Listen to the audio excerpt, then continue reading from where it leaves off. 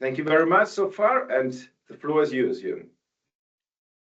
Thank you very much, Jörg, for the very kind introduction, and it's a pleasure being in this round again and having the opportunity to give you our outlook on the global economy, but in particular also on the European economy regarding also Italy and Germany. Jörg mentioned the thing with the sandwich. I think you can take it on the positive note and saying, okay, there's just bread on the upper and the lower side, and the really the flavorful bit that's in the middle. So if we would see this, that might be something great to look forward. That Europe has to offer lots of flavors, lots of content going forward. But at the moment, it does not seem that we really are taking this position and bursting the sides, what might be another too tasty bread on the both other sides, to go ahead with our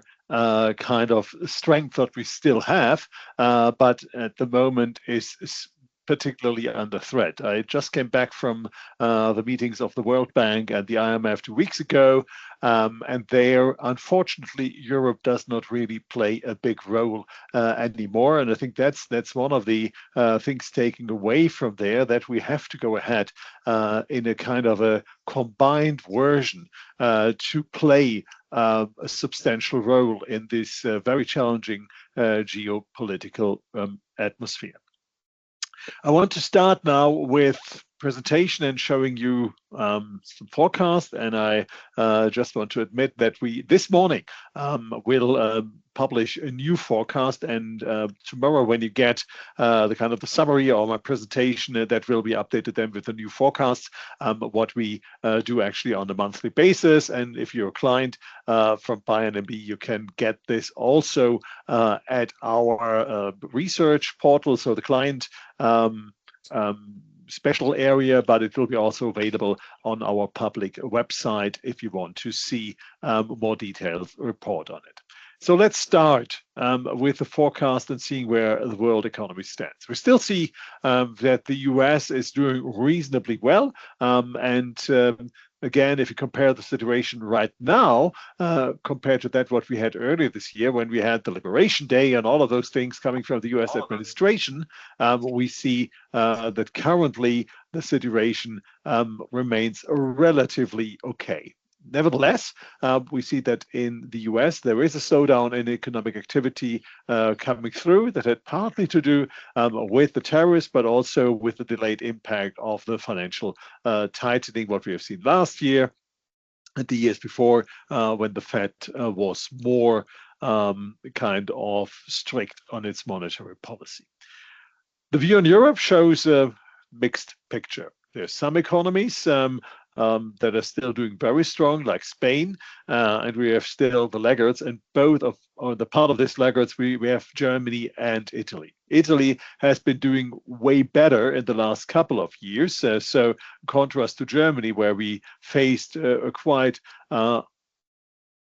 very unusual recession for almost 3 years. Italy kept going in the last couple of years with sound domestic demand and also some positive implications on the investment activity within the country, partly supported also by some tax incentives. So overall, Italy is likely to slow down, and Jörg already mentioned the developments on the industrial sector. Why Europe on average is doing still very good has to do with a very excellent first quarter, particularly in Ireland, where we have double-digit growth this year, and there's a combination of some tax-related issues with global international corporations, but also with a huge export boom of one Pacific pharmaceutical company, what is contributing quite a bit to this double-digit growth there.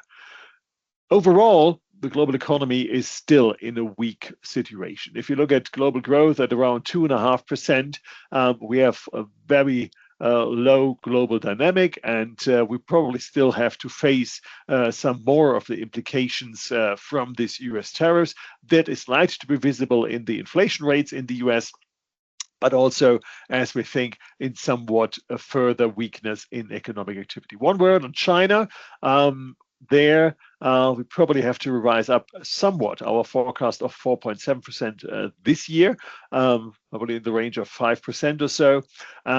There, compared to previous years, we still have the issue that the consumer is not as positive as it used to be. And of course, they face the headwinds from higher US tariffs as well and try to find new markets, what is creating, coming back to the sandwich position, additional pressure to Europe, where we now see also a flood of very cheap Chinese products, not just in the areas where we don't produce, but also in areas where we are active, and that is creating additional headwinds for our industry.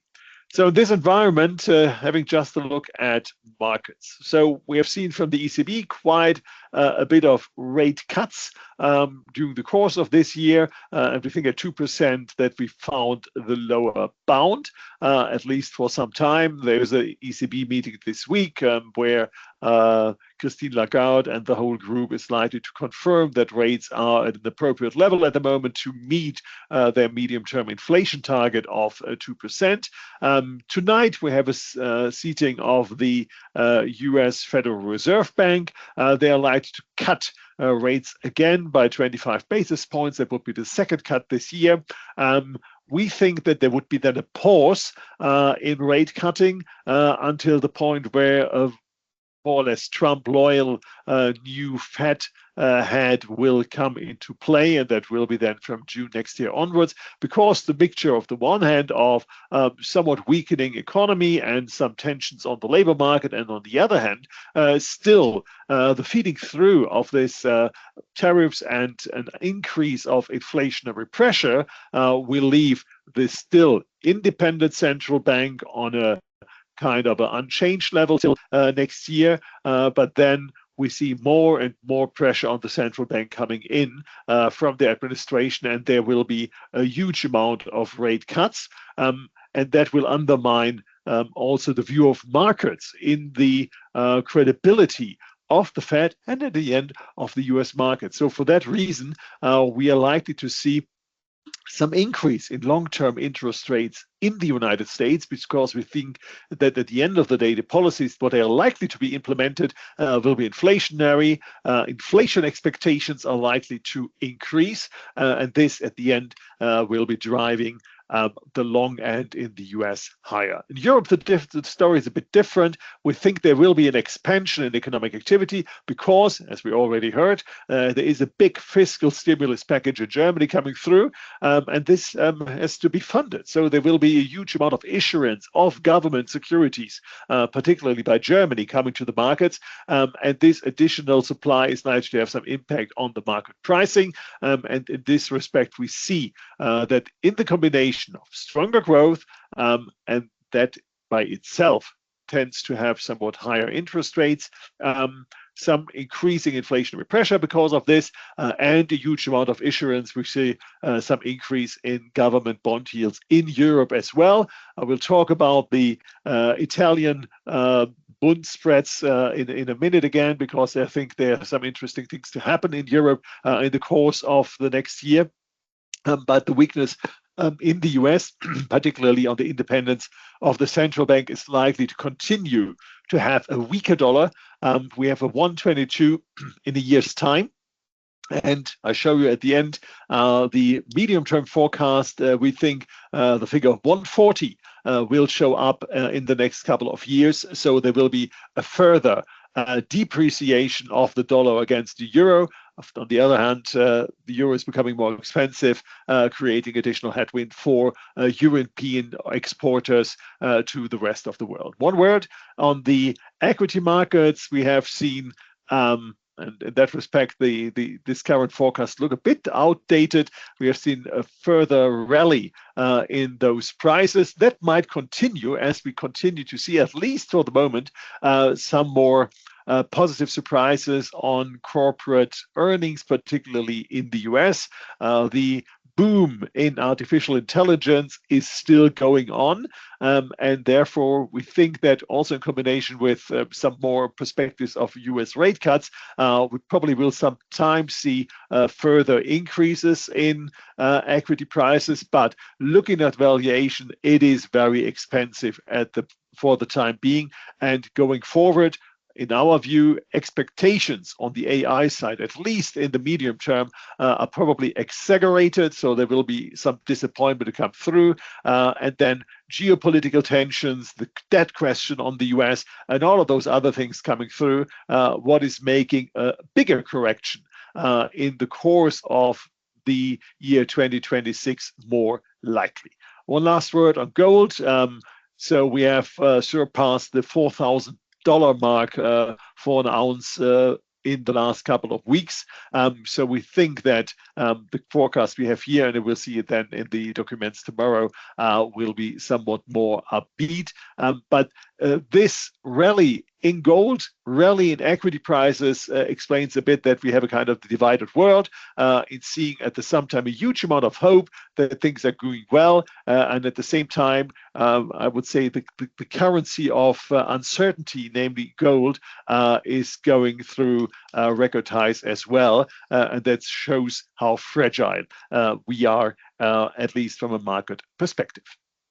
Now, looking at this tariff thing in the US, there at the moment talks going on again, and there might be another kind of reduction in the tariffs of the United States towards China. But if you compare the average level of tariffs on imports in the US at the end of last year, and now, so last year it was around 2.5%, now it's around 17.5%. This is a big move, and this is likely to have some implications on the US consumer side when it is really passed through. Why did it not have a bigger impact so far? I think one of the things is that we had in the first quarter many companies building up their stocks. And with the uncertainty, does the tariff stay? Does it go away again? That was very unusual for a tariff. Normally, it's a kind of an external shock. Every company knows what's going to happen, and it's relatively easy then to pass this extra burden on to the consumer. Now it was unclear, and if you had a huge amount of stocks at hand, you did like to get a larger share of the market and therefore wait with these price increases. But now we have more certainty about the tariffs, and it seems that more and more US companies are likely to pass this through. Now, tariffs is one part of the story of the Trump administration. And their aim was saying, okay, we have tariffs, and that makes it more attractive for companies to invest in the US and then produce in the US for the local market. So that was the initial aim. But there's another part of the policy of the Trump administration that goes to migration. And here we see, at least on this right-hand chart, that one of the aims of the Trump administration is to bring foreign-born workers participation in the US down.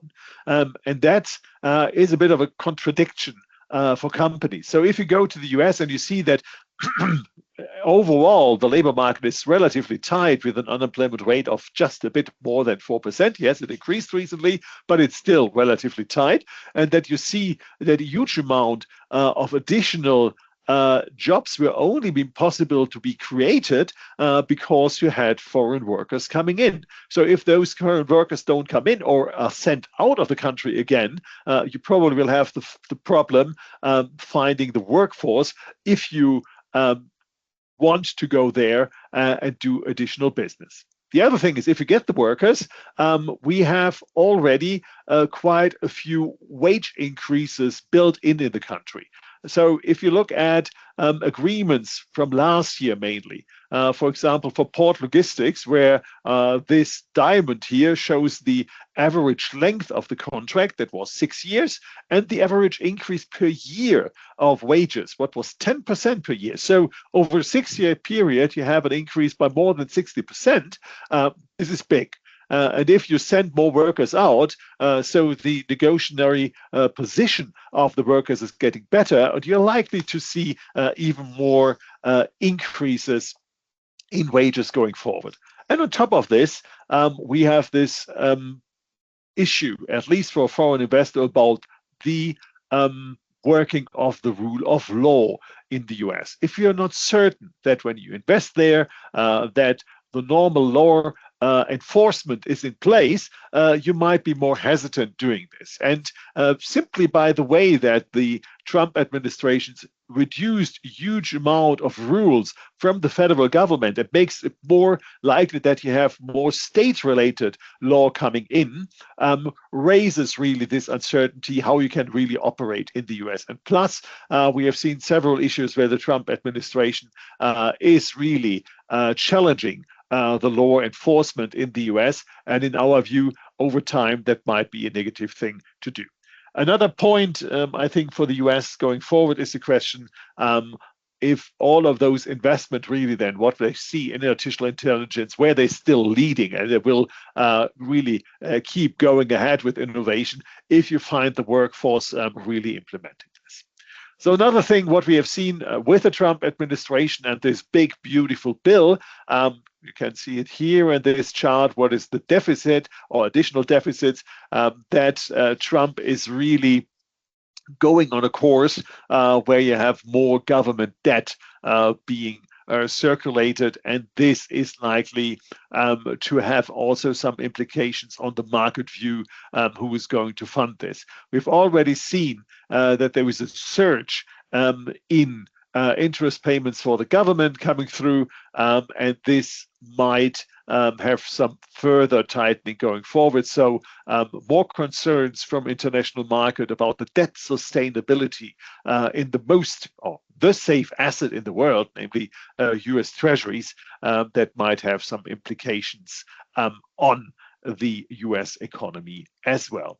One last view on the US, and I did this after some events in September, where we have seen, first of all, a used car seller named Tricolor, and then First Brands, that a car part supplier for the DIY shops, is what is the situation or the health of the US consumer.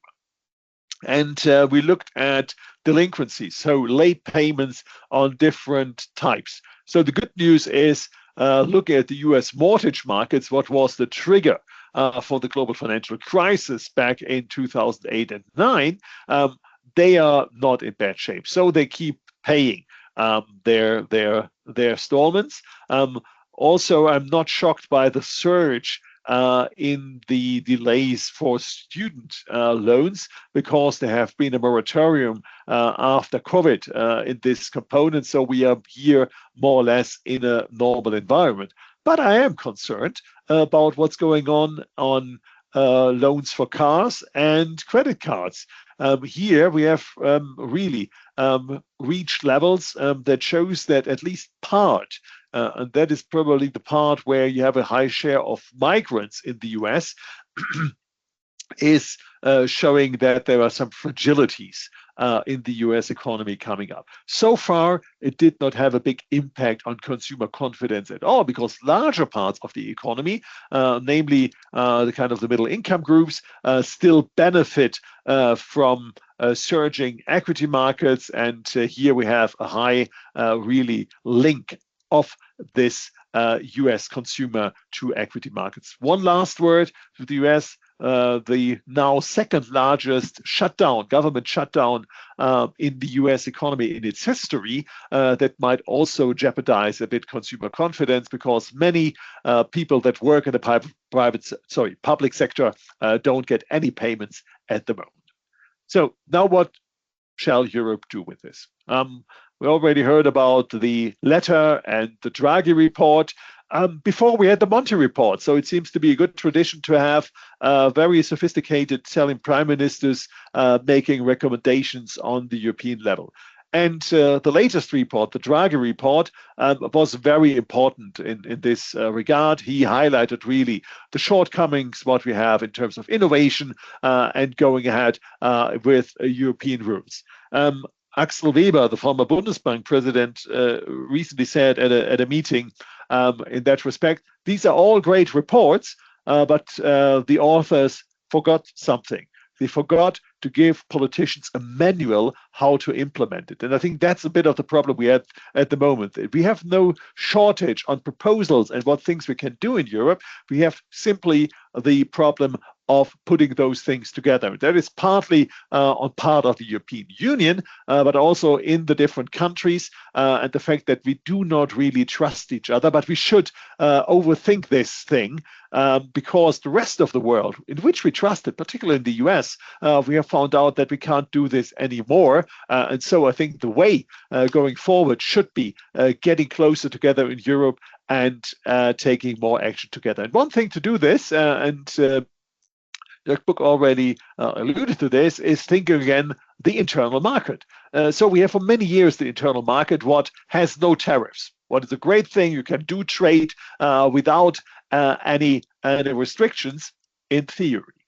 There are quite a few trade barriers if you look on the goods sector. Particularly in the agriculture and textile sector, there are lots of national laws and national rules what work as a kind of a trade barrier.